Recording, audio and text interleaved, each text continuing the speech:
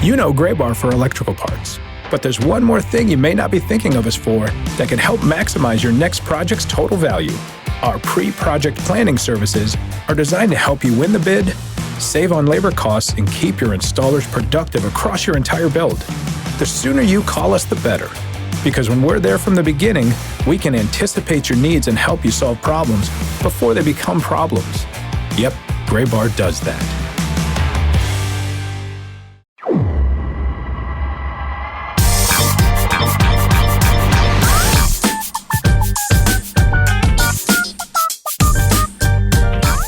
Welcome into the latest edition of the Show Before the Show podcast, the official podcast of minor league baseball. We are all three of us together. Ben and Sam are together in New York City. But when I logged on for this call, Ben was on one screen, Sam was on the other. They looked as though they were in separate rooms.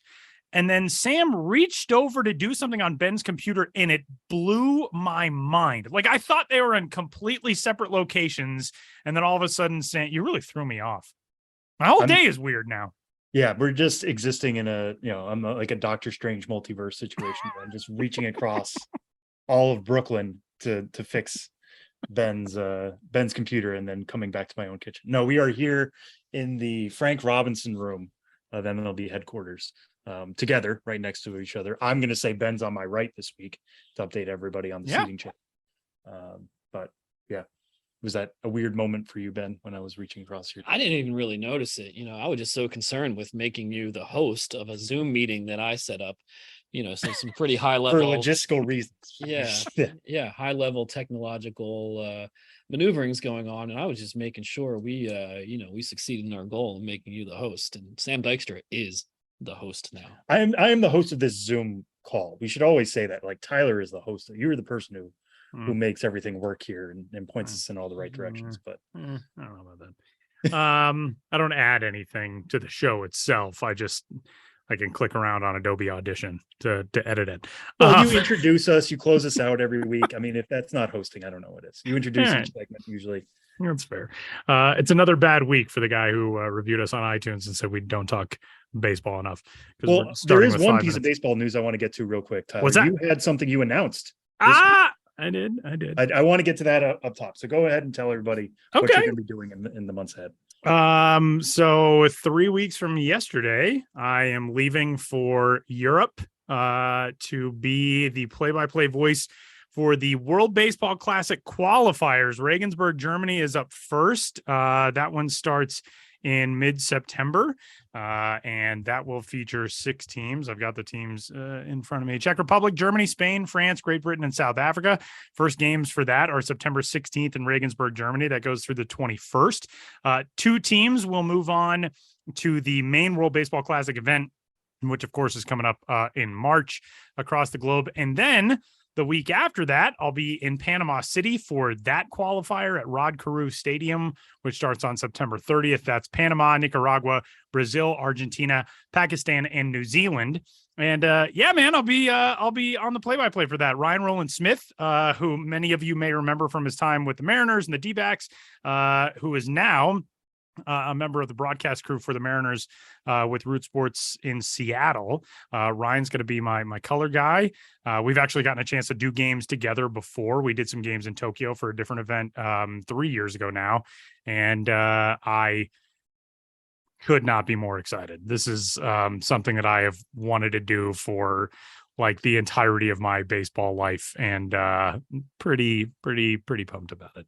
Yeah, I mean, I'm certainly excited for you, and we're already seeing like how big the WBC is going to be next year with the Team USA announcements already. Yeah. I mean, Team USA doesn't have to qualify; they're not going to be participating in Germany or Canada. Those games you're worried about, but like this is building into something. With Mike Trout is already announced he's going to be there. Bryce Harper's already announced he's going to be there. Pete Alonso, I think Paul Goldschmidt as well. Trevor Story. The USA is already looking loaded, trying to win a title again in that. And if everybody's on board on the USA side, I feel like the Dominican's going to be loaded again, Puerto Rico, even Team Australia is going to have Curtis Mead. He's already confirmed to be there. So it's going to be a big deal. And this is the first step. This is not the first step, but it's a next step in getting us there for 2023. Right. And it is it's such a different world in terms of Major League Baseball's promotion and embrace of international baseball since the dawn of the WBC. I mean, Major League Baseball has always been good about, promoting the game globally, but the WBC has just provided this new avenue. And I feel like even this time around, if you're watching a Major League telecast nowadays, they're running commercials between innings for the WBC or for the qualifiers, or, get your tickets now for Miami in 2023 or whatever it is. And I just could not be more excited. I've been to the first 4 WBCs as a fan, just as somebody who loves baseball and loves international baseball, and to get a chance to go to these qualifiers as a broadcaster is, something that is a career highlight for me. And it doesn't hurt that it's in 2 cool places, and Oktoberfest happens to be starting in Munich like 3 days before our off day, and we happen to be like 45 minutes from Munich and Regensburg, so that doesn't hurt either.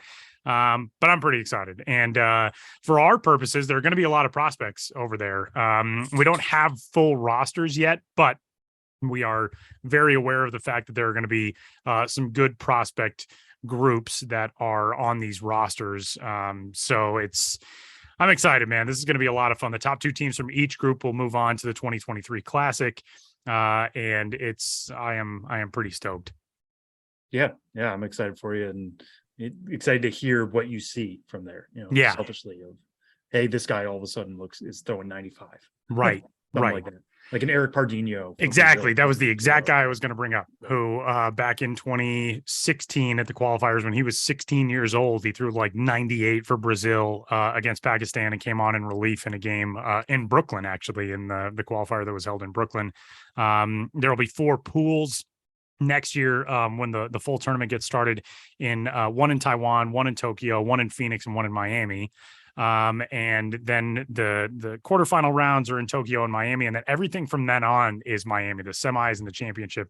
And people who remember that atmosphere for the pool round games, 5 years ago now in 2017, I think will be pretty thrilled as to what Miami has coming for the 2023 WBC. So tune in, MLB.com. We'll have all the streams, and they'll be at, some probably stranger times for the ones that are in Germany, at least, but for the ones that are in Panama, some very regular times for people to tune in and watch, and we'll have some fun. I'm excited, and we'll probably grab some prospect interviews for Ye Old Show Before the Show podcast while we're over there as well. So pretty cool stuff.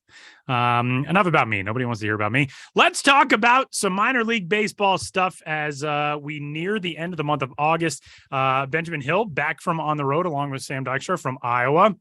And Ben is still getting a chance to guide us through some of his travels this year, which include a really good story that's up on the site at MILB.com right now about the kind of lineage of ownership of the Tulsa Drillers and how today's owners for the Drillers were literally born into the Drillers family. And it's a really cool minor league story, Ben.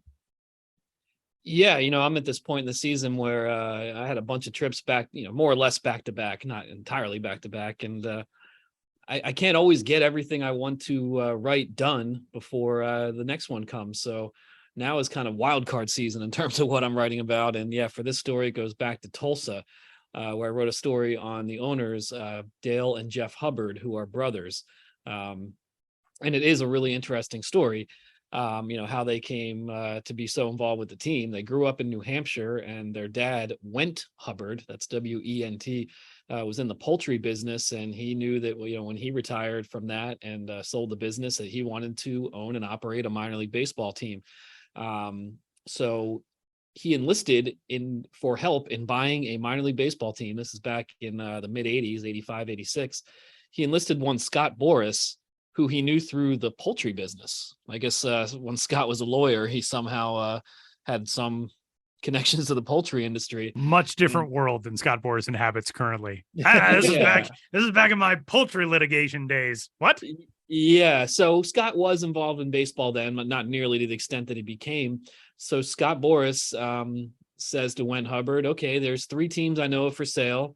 And also the Tulsa Drillers. They're not for sale, but they're owned by the Texas Rangers, who was their affiliate at the time, their parent club at the time.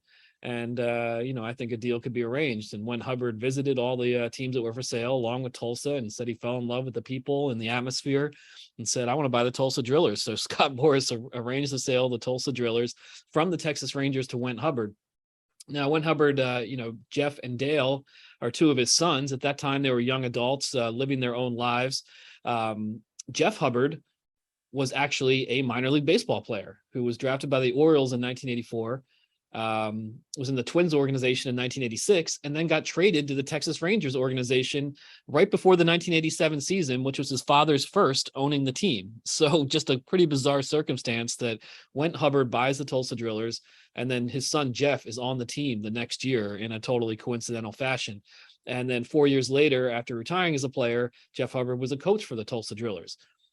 But meanwhile, the brothers don't really want anything to do with the team itself and owning and operating it. But, Went Hubbard, had Alzheimer's disease. They started to take over their father's affairs. They visited Tulsa and realized, just like their father, hey, we love it here. We do want to be involved in this. And maybe now's a good time to get back into it. And for the last decade plus, they've now been the primary owners of the team. And even though they don't live in Tulsa year round, they're at every single game. When I first met them, Jeff was breaking down boxes that bobbleheads were stored in and handing out bobbleheads at the front gate. Dale was driving a golf cart, shuttling fans between the parking lots and the ballpark entrance. They have a real hands-on mentality, and that is something that their father really emphasized. He was really well known for doing any job in the ballpark that needed to be done under the philosophy of, don't ask someone else to do something that you would not do yourself as well. And so it's a great operating philosophy. It's a really well-run organization, and it's a funny story that, all these decades later, the Hubbards are still in charge of the Tulsa Drillers, and that all goes back to a Scott Boras arranged purchase of the team in the mid 80s for their father. I think that was the big twist for me, was the Scott Boras aspect of it, because that's a name everybody recognizes. And I think minor league baseball does a great job of, here's something you think, here's a twist on it. And all of a sudden Scott Boras being involved in this. And like you said, the Tulsa Drillers might be a name that people know, but they might not know how they were bought and how they've stayed in there and how they've become the team that they are. Ben, you were talking about having kind of a backlog of stories to go through. One of the spots you went to a couple of weeks back was St. Paul.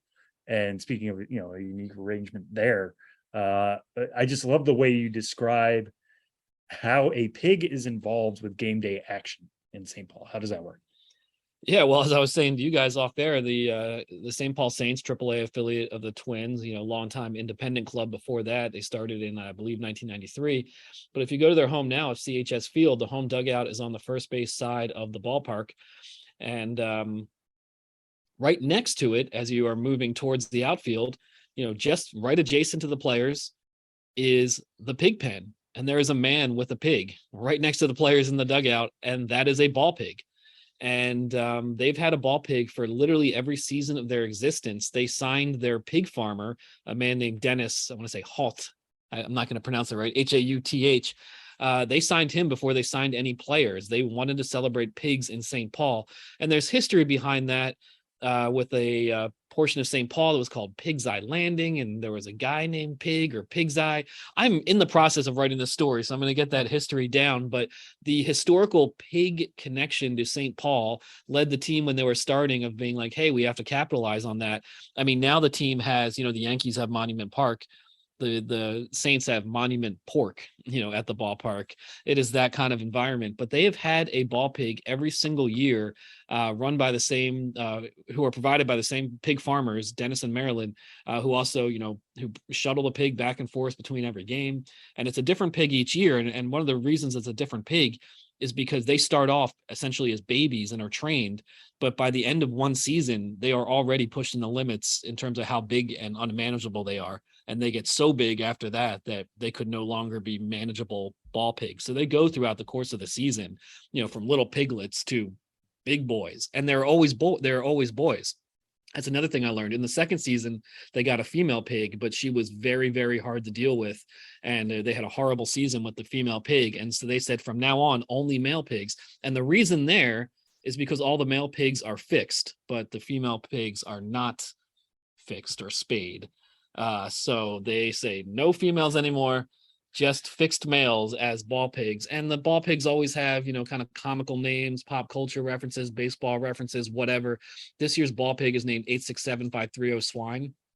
867. It's just such a mouthful. Swine. Like, is its nickname Swine? Like, what? Swiney? I don't know. Tommy Two-Tone. Yeah, that's the nickname. Yeah. I don't know. I don't think they're going for something that rolls off the tongue. They're trying to, more just get attention for it. But every year it's a big deal in the Saints organization and among the hardcore fan base. What will the name of the ball pig be? And to see this ball pig grow throughout the season, the primary responsibilities is the ball pig delivers water or balls to the umpire. He has a saddle bag on his sides and he walks out between innings and delivers balls to the umpire. And the umps generally give the pig some water, from a water bottle. And it's a very heartwarming moment where, the umps are feeding the pigs water or giving the pigs water and getting balls from the saddlebags. And it's just one of those things, that makes St. Paul what it is, a very quirky place. So I'm writing that story up right now as we speak here on Thursday. And by the time this podcast is out, it too will be out on MILB.com. And I was going to say wherever else fine minor league baseball stories are sold, but that's not true. It will only be on MLB.com. And if it is anywhere else, we have somebody to sue. Yeah, call our lawyers. Yeah. I guess tell me and I'll call our lawyers. Also, we don't have lawyers. Whatever. Aside from those minor things, I want somebody out there to start the show before the show podcast quotes out of context Twitter feed or something, because this one wasn't on the show, but I wrote it down to make sure I had it right. When we were talking to Ben about what we were going to discuss this week, he said, quote, "I talked to the team's pig farmer in the pig pen." And I feel like outside of context, that would just be the most ludicrous thing you've ever heard in your like team's pig farmer. What is happening here? Or something cool. From like a 1920s newspaper clipping in which somebody was trying to make the bullpen into the pig pen. And the pig farmer was the bullpen coach. Like, I don't know. Like, that could work. Somebody just trying something for, they got these pigs out there. They graze to keep the grass short. Okay. So let's move on to another story that you got coming up, which is about a world food celebrity in his crossroads with minor league baseball. Joey Chestnut paying a visit to Indianapolis. Yeah, you never know what my job might bring. Yesterday, I had the greatest competitive eater of all time on the phone. Joey Chestnut, had a conversation with him, and that's because this past Tuesday and this coming Tuesday, August 16th being in the past, August 23rd being in the future, he has appeared or will be appearing at the Indianapolis Indians home of Victory Field. It's part of a promotion that the team is doing, promoting their new dollar menu, where you can get, maybe it's not a new dollar menu, but they're promoting it, $1 hot dogs, peanuts, popcorn, Cracker Jack, that sort of thing. So to promote their dollar menu, they said, we're going to get Joey Chestnut out to the ballpark. It's easier for the Indianapolis Indians to get Joey Chestnut to the ballpark than perhaps other teams, although Joey Chestnut definitely will travel.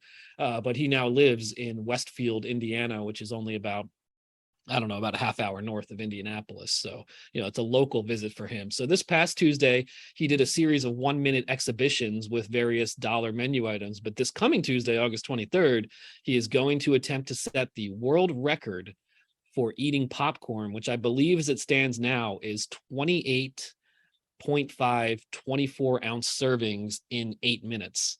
And the man who set that record, I believe his name was Matt Stoney, did so in Vegas in April of 2021 with Joey Chestnut sitting right beside him and going down in defeat. So when I talked to Joey yesterday, it's serious business for him. He wants to set this record because he was there when the record was set and he was not the one setting it. And he said popcorn presents a challenge. It's obviously a hard food all foods are hard to eat when you're trying to stuff as much in your mouth in the course of 8 minutes, but he said popcorn's a challenge. He had the bad habit of scooping too much up in his hand to start and starting with too big handfuls. Need to kind of space it out a little better, get those water breaks in at just the right time.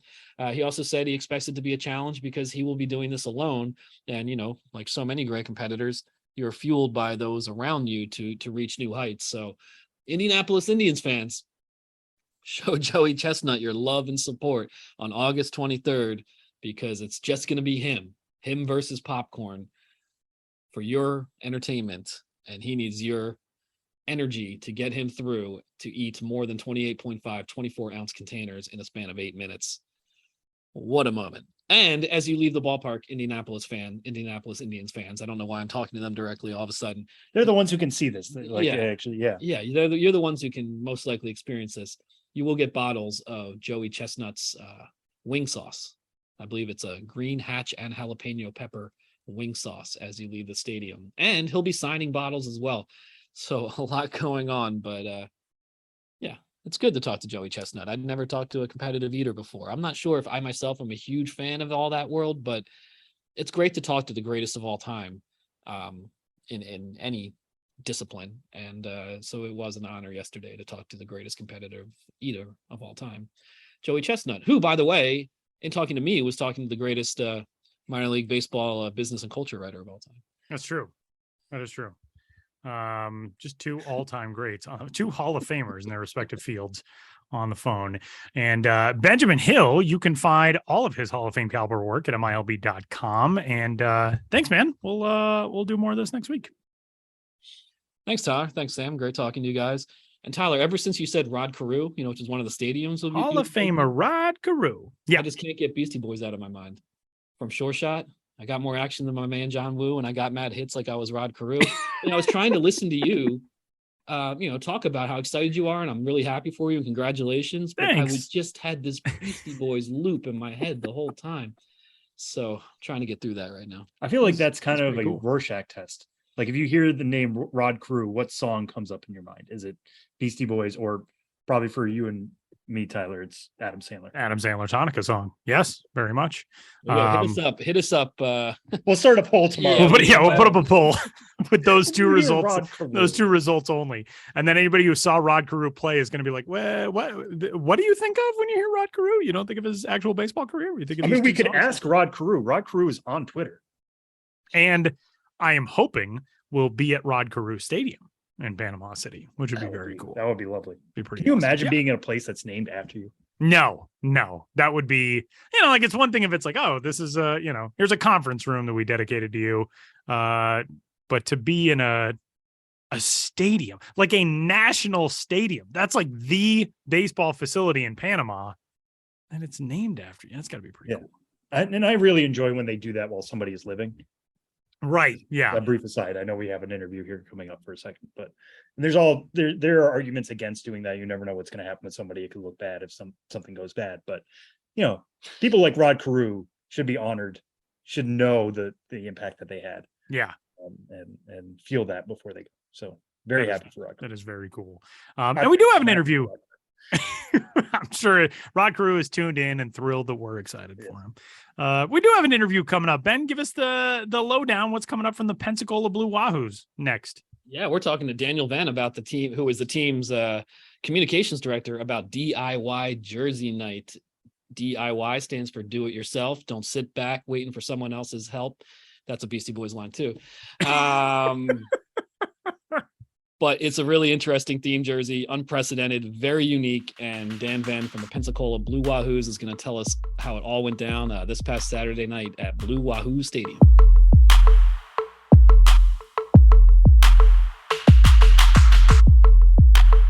This past Saturday, August 13th, the Pensacola Blue Wahoos became the first minor league baseball team to wear fan-designed jerseys on the field, with each one fully customized. It was DIY Jersey Night, an unprecedented themed jersey experience in Pensacola.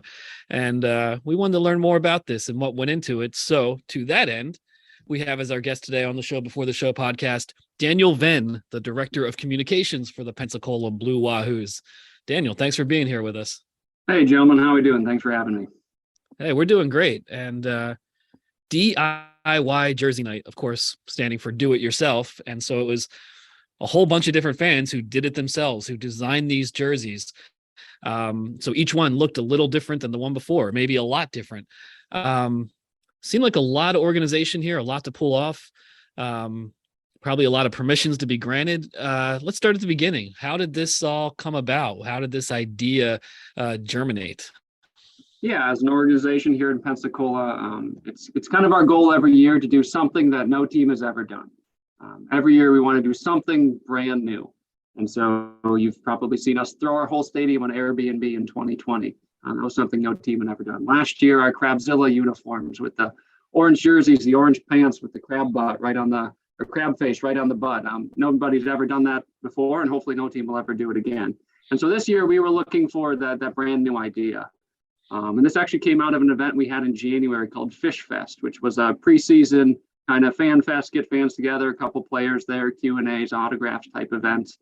And one thing we found at events like this is that the Q&As are a lot of fun for the parents, but the kids sometimes get bored sitting in a Q&A for a while. And so we set up in the corner like a coloring station where kids could color a sample jersey if they wanted to, just a piece of paper with a jersey on it.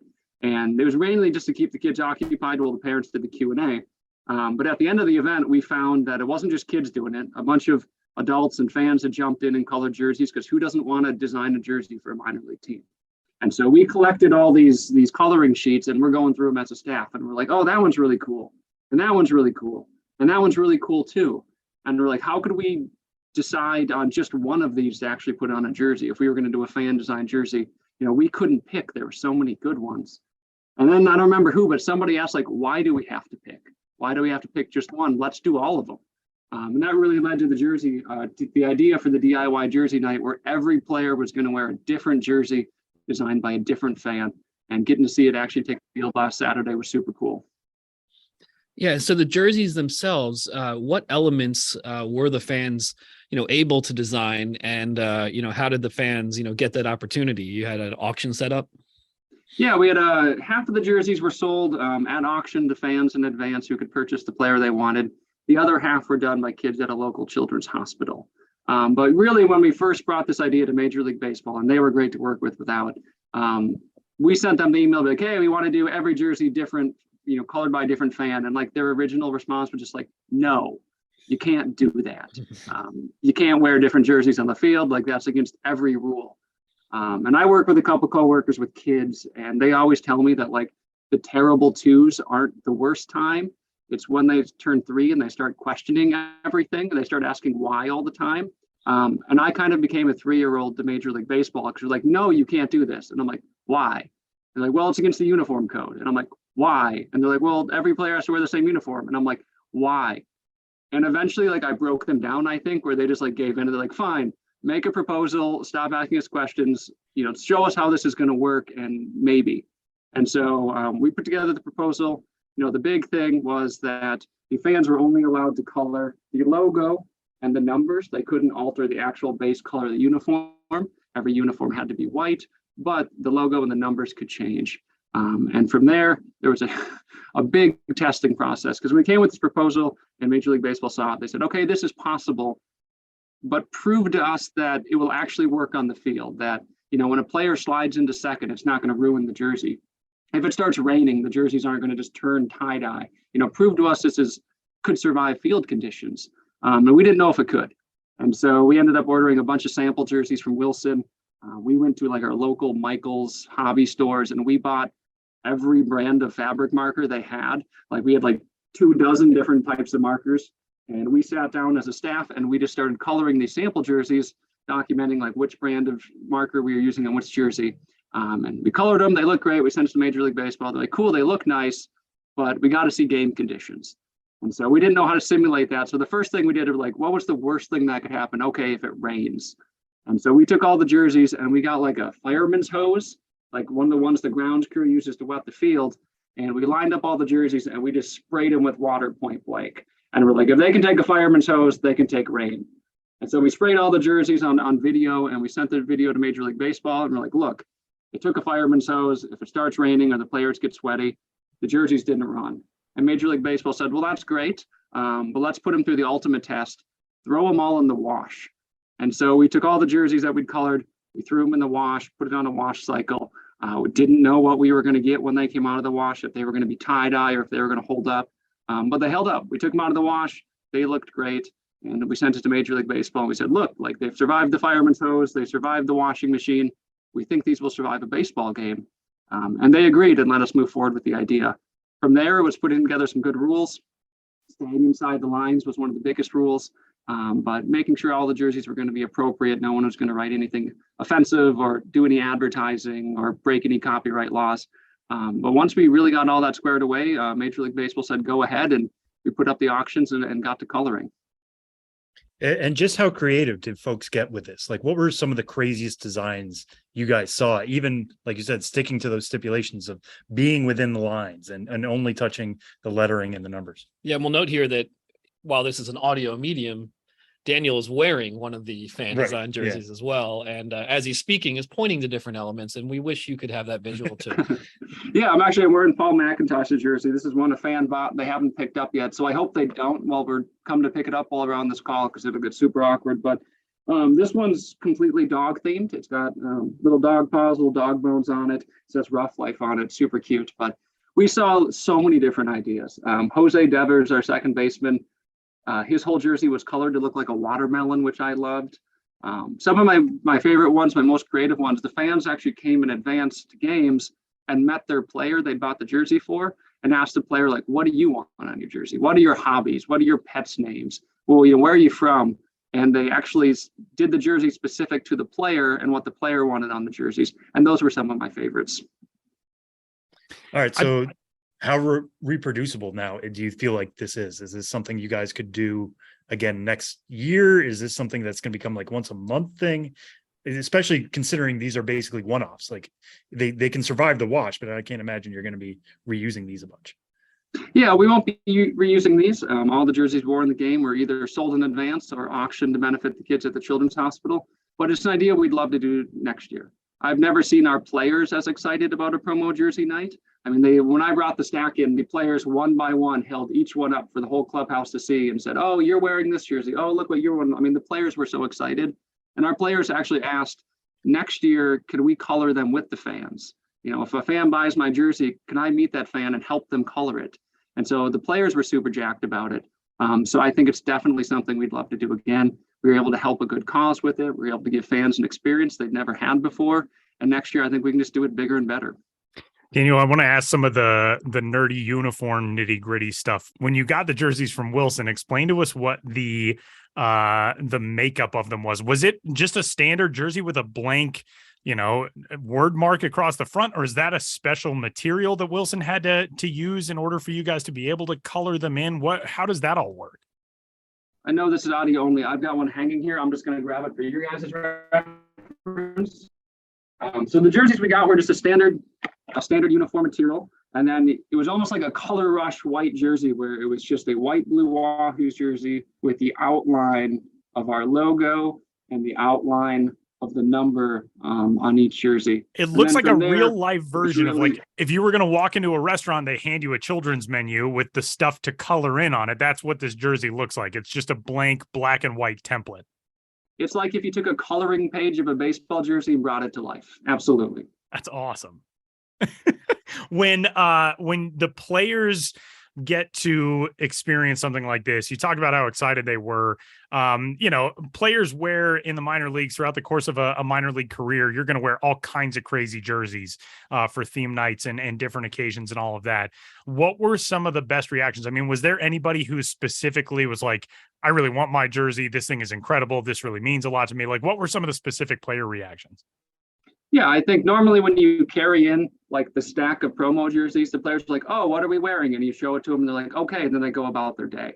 And then I sit there and I hang them up one by one in the locker, and it takes me a long time. When I carried these in, like the players grabbed them out of my arms and they like got in a big circle and they're all like, hey, Eli, you're wearing this one. Hey, Kobe, you're wearing this one. And then the players went and hung them up in their teammates' lockers for them because they all wanted to see the different design. It made my job so easy that day.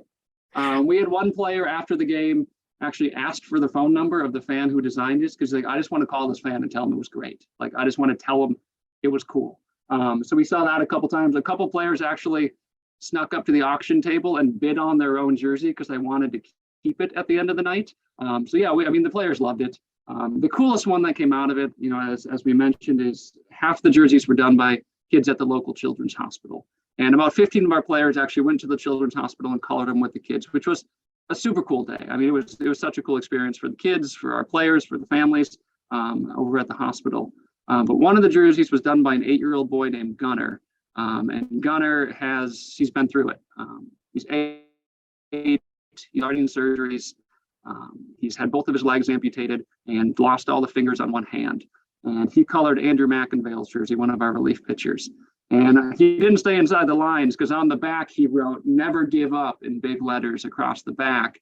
And then he did a handprint of his hand, which he's missing all of his fingers underneath it. And Andrew saw this jersey and he said, like, I need to know this kid's story. Tell me about him. And when he heard the kid's story, he then reached out to the family, called the kid's family, and invited the kid to the stadium. And we didn't know this. He then went to the team store. And when I say he bought one of everything, I mean, he bought every toy we had in the store, every plushie, every youth t-shirt. I mean, he bought literally one of everything in our team store. He had the whole team sign a bat, a ball, and a jersey. And then our whole team went up and they met Gunnar and his family at our stadium, and they gave him all this cool stuff. And they invited him to stay for the game. And then after the game, Andrew actually went and got Gunnar, wheeled him onto the field, and then sat with him for the fireworks. And it was such a cool moment. You know, it was so cool to see. Working in minor league baseball is fun because you get to watch baseball every day, but it's stuff like that you know really is why we do what we do. And so seeing that moment was awesome. And you know, for the kid's jersey to have such an impact on our team, I mean, it was really cool. Yeah, and another reason that minor league teams do what they do, I mean, of course, there's charitable tie-ins and connections with the community are paramount. But, you know, they like to create industry trends and, you know, have other teams maybe be inspired by what they're doing and, you know, ideas take off. That's how it works in the industry. So have you heard from other teams about this idea being like, wow, how did you pull this off? Do you think this has legs, not just for you to repeat it in Pensacola, but maybe something that other teams will do in the future? We saw a ton of social media engagement from other teams. Normally, you know, a lot of other teams aren't jumping on, like and share and stuff from their opposing teams, but the day of, we saw just a ton of social media engagement from a lot of teams around minor league baseball.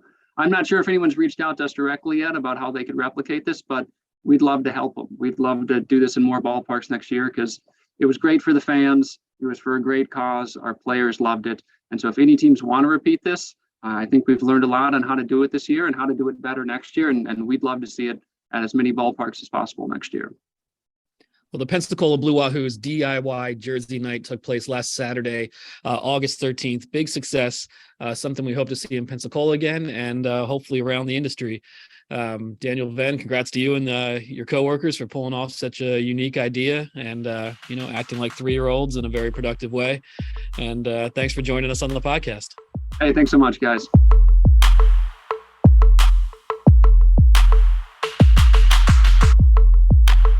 Daniel Venn from the Pensacola Blue Wahoos. That was such a fun conversation. I was like getting emotional when he was talking about, you know, the special designs from kids in hospitals and players sitting with little kids and watching fireworks and all. I mean, what a cool story. And big ups to the Blue Wahoos for doing that. Do people say big ups anymore? Did I just harken back to 2003? What happened here? You basically just carbon dated yourself. I just had like what happened here. A bubble burst in my brain. It was I like, think you're it's in fine. high school again. I honestly wouldn't have thought twice about it, but you know, we're two men in our 30s, so for two non-cool guys in our 30s.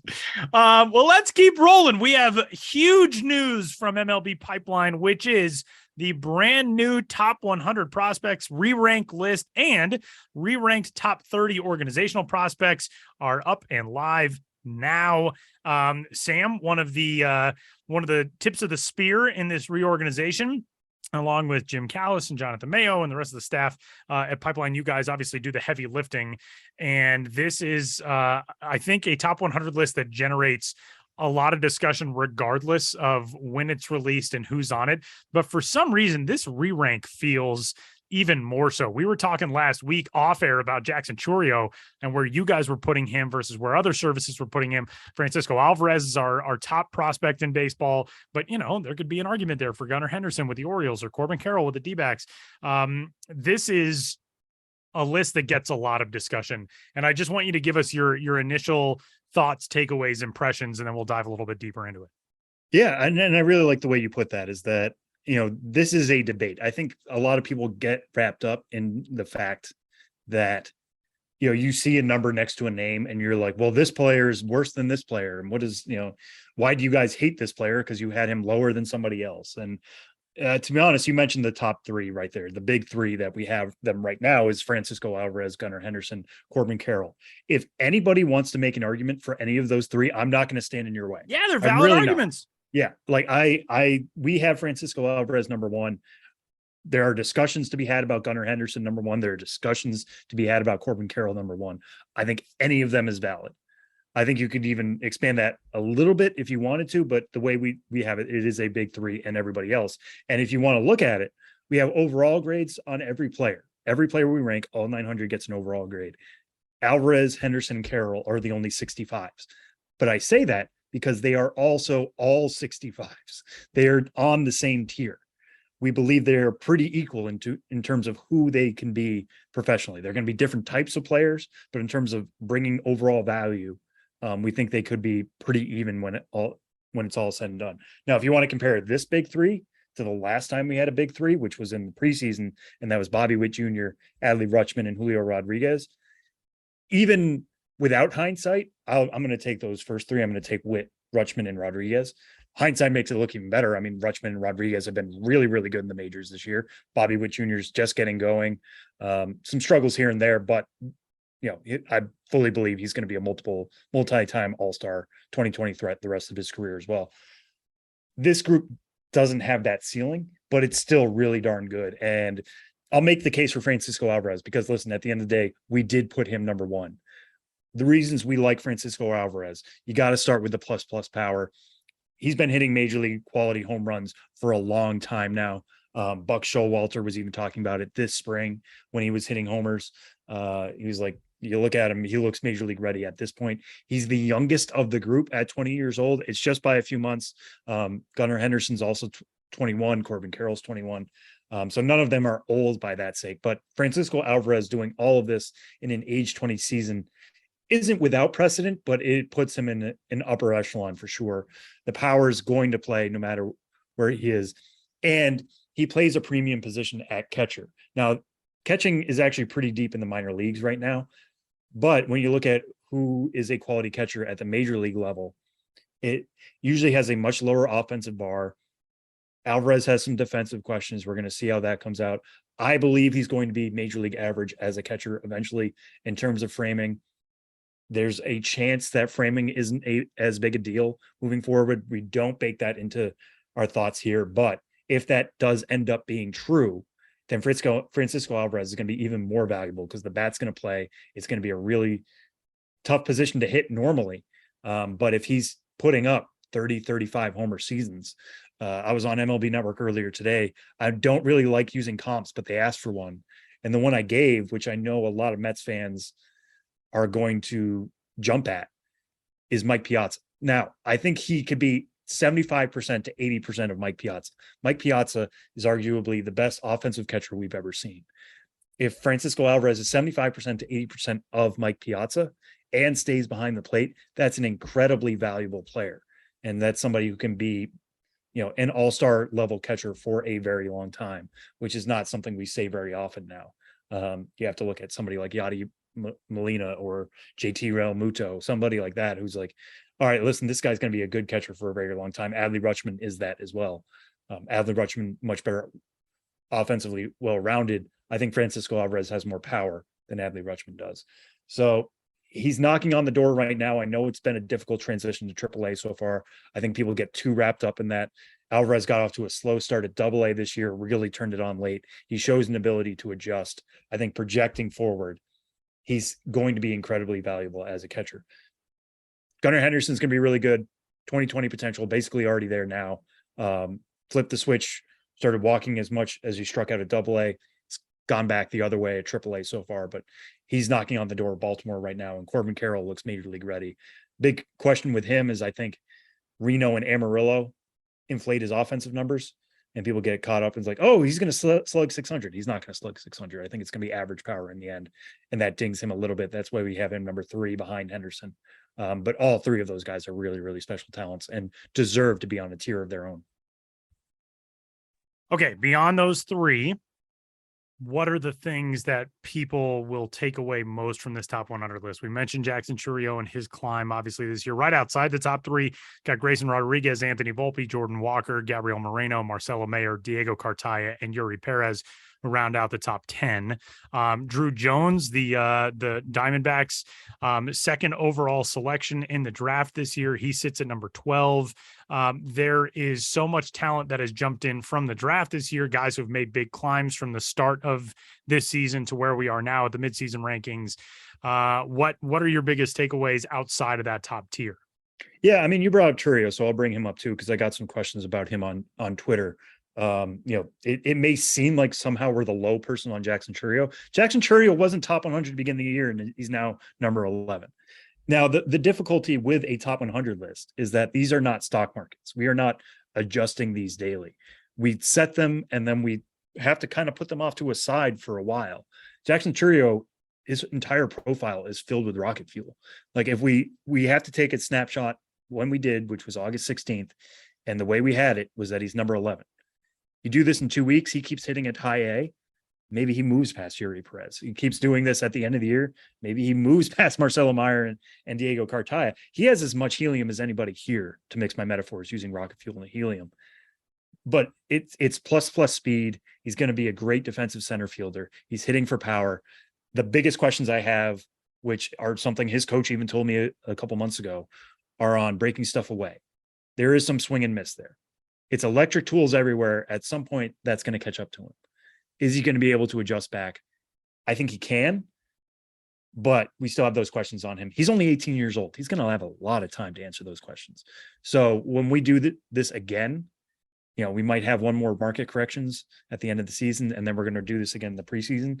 We're going to have more data on Jackson Churio, and maybe we're going to move him into the top 5. We'll see how he handles this high A transition, or maybe the league adjusts back to him. We'll have to keep an eye on that one. You mentioned Yuri Perez and Grayson Rodriguez. There are 2 top pitching prospects. The list is actually not that loaded with pitching right now. I think that's just an issue with this class. I don't think it's necessarily speaking towards a trend, although it's something to keep an eye on. How do we value pitching? What do we look at pitching as pitching transforms in the major leagues and guys aren't going 7-8 innings? If a guy, his ceiling is going to only be going 5 innings an outing, all right, I'm probably going to rank an outfielder above him who's going to be an everyday guy. That's just the way it goes. And with injuries being an issue, we have Grayson Rodriguez, number 4. Grayson Rodriguez would probably be a 65 if he wasn't hurt. He would also probably not be a prospect if he wasn't hurt. He would probably be in Baltimore already, with, Adley Rutschman and that spark plug Baltimore Orioles team. So there's a lot to weigh here. Yuri Perez, we love him jumping into the top 10. That it was a legit debate coming into the year. Who was the Marlins' best pitching prospect between him and Max Meyer, Edward Cabrera? Max Meyer had Tommy John surgery, so that takes him out of the running. But Yuri Perez has been phenomenal this year at AA. At just 19 years old, is a physical specimen at 6'8". He's got 3 above average to plus pitches, really good control, better control than you would expect out of somebody that tall. So yeah, it's just been fascinating to see his climb as well, and becoming one of the top right-handed pitching prospects in baseball. And, if we'll see where he's going, he's kind of hitting his innings limit here. Grayson Rodriguez might return at the end of the year.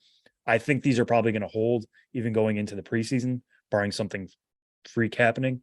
But the fact that it's a legit conversation between these two, considering just how high we were on Grayson Rodriguez coming into the year and how good he was at AAA before the injury, is certainly a testament to Yuri Perez. In case you are wondering, by the way, I mentioned where Drew Jones was, the second overall pick in the draft. 1-1, Jackson Holiday is only 2 spots behind him at 14th overall. There's a lot of 2022 draft talent from the first round in this new top 100, as you would imagine, and you can check it out at MLB.com. Sam, is there anything else as far as, I'm going to put you on the spot, guys that you think people should keep an eye on as maybe the next, I don't want to say the next Jackson Churio, because it's very difficult to jump from outside the top 100 to essentially the top 10. But is there anybody else who you keep an eye on who's kind of in the back end of that top 100 that you think, oh, this guy might be next to really pop? Oh yeah, there's one name who I absolutely love. I have a major prospect crush on. Talking about how pitching can be a little bit thin right now, but his stuff has been amazing. It's Tink Hence. Yes. Of the Cardinals at number 96. Tyler, you I'm sure have been following a number of Tink Hence starts this year at Single A Palm Beach. Coming into the year, they were super careful with him last year, being a 2020 pick, 63rd overall. Now this is his age 19 season, so he's moving to Palm Beach, still young for the level, but has been phenomenal there. He's got a 1.79 ERA, 67 strikeouts in 40 and a third innings. The fastball is basically bordering on plus at this point. The curveball is really good. The changeup he's made into an above average offering and is getting plenty of whiffs there. The big question on Tink Hence and the reason why we don't have him higher is because, again, they've been very limiting with him in terms of his starts. You look at, how many innings he's throwing per start. His last one was 2 1/3. The one before that, 3 2/3, 4. He's not getting through a lineup a third time right now. Now, the stuff itself, if you look at it pitch by pitch, is great. How does it hold up against a team that's seeing it for that second and third time? We haven't seen that yet. That's how the ERA has been really good, just getting those limited looks. I would love to see him expand it out. How is the stuff going to hold up? How is his arm going to hold up? All these questions. But Tink Hence has a big arrow up. I'm glad we got him in the top 100, because if he's able to throw these pitches for 6 innings, which he very well could do starting next year in 2023, he's a top 5 right-handed pitching prospect in baseball. Good stuff, as always, from our very own Sam Dykstra on this new Top 100, which, like I said, you can check out at MLB.com. And we'll step aside. Josh Jackson swings by for Ghosts of the Minors, and then we're back to wrap up the show coming up next.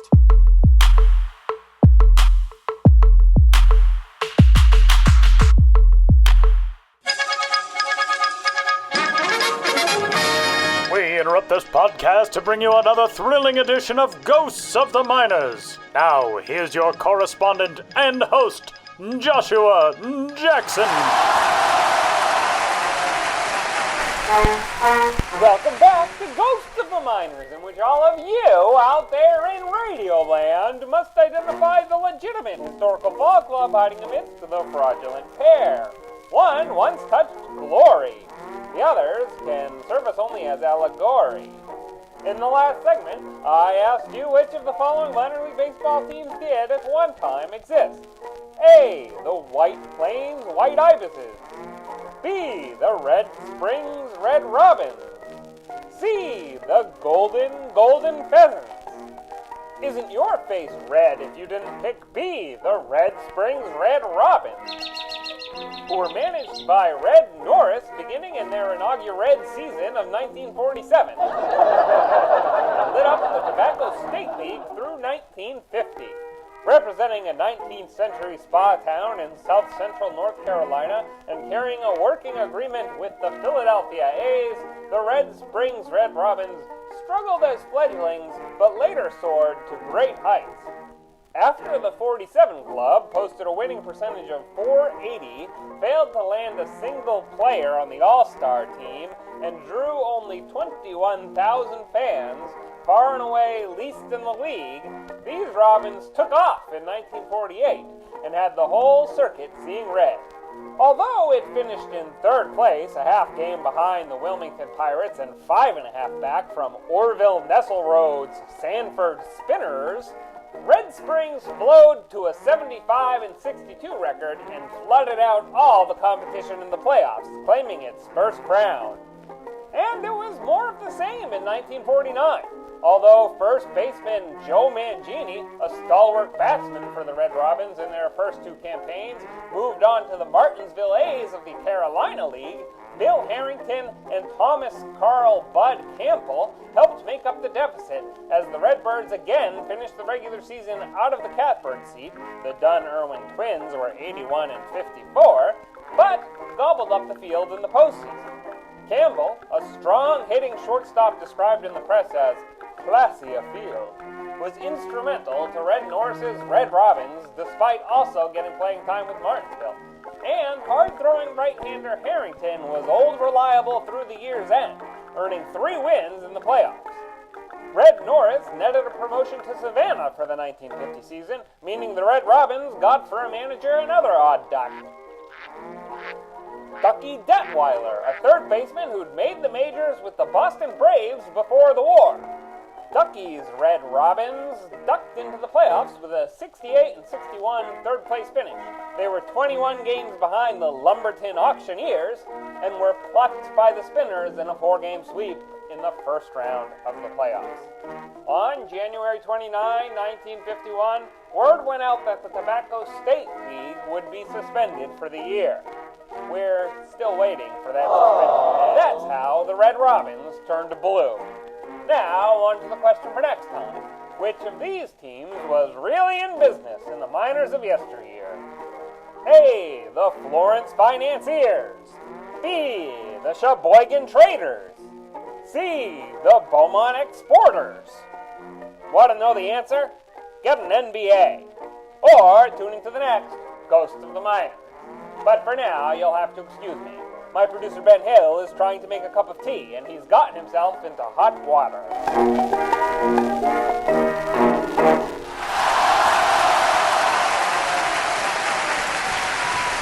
Big thanks, as always, to your friend and ours, Josh Jackson, for this week's edition of Ghosts of the Minors. And before we get out of here, MILB.TV is where you can catch all the top talent in minor league baseball, and still a little over a month for you to continue to watch the best prospects as they matriculate toward the big league. Sam, what are you watching on MILB.TV this week? Yeah, so I got my eye on Syracuse is playing at Charlotte, and I bring that up for multiple reasons. The first one being, if we're going to talk about Francisco Alvarez being the number one overall prospect, you should watch Francisco Alvarez. And the second being the fact that now that he's playing in Charlotte over this weekend, the series is wrapping up on Sunday, we have StatCast data on those games. So you can check out, Baseball Savant, plug in the game ID of Syracuse at Charlotte and follow along with the game to find out that Francisco Alvarez just hit, a 360-foot double, or hit one off the bat at 110 miles an hour. Mark Vientos is also on that team. Brett Beatty is not. I don't know if we've mentioned that yet. Brett Beatty officially in the major leagues now. Homered on his first swing in the major leagues. Pretty incredible. Cool. Incredible. If I could give advice to any rookie, it would be like swing for the fences in that first at bat. Just go for it. They don't know you. No, exactly. They're going to serve you something good. And not only that, but you're so juiced up in your first at bat. Pour all that energy in. Just swing like you're, one of those dudes who used to tour the country smashing 700-foot softball home runs into the upper deck of major league stadiums. Just be those guys. You probably have like 5% extra bat speed. Yeah. Just from the adrenaline. Go for it. I'm not saying he went for it, but it was because it was like a breaking pitch that he smashed, and it wasn't like he was swinging out of his shoes. He really did a good job of sitting back on it and pulling it, but I love to see that. Anyway, Francisco Alvarez, Mark Vientos, obviously the Mets have some injury issues right now. That's why they brought up Brett Beatty. But it could also be a signal that, hey, we're going to be looking to rely on our top bats and give them chances when they arise. So Vientos and Alvarez knocking on the door there at Charlotte, and you can follow along. The game on Saturday will also actually be broadcast on MLB Network if you want to check that out. They're going to be talking about some rules changes and how they're going to be working, and it's going to be a real showcase for that. If you can't catch that, game will be on Sunday on MLB TV just as normal.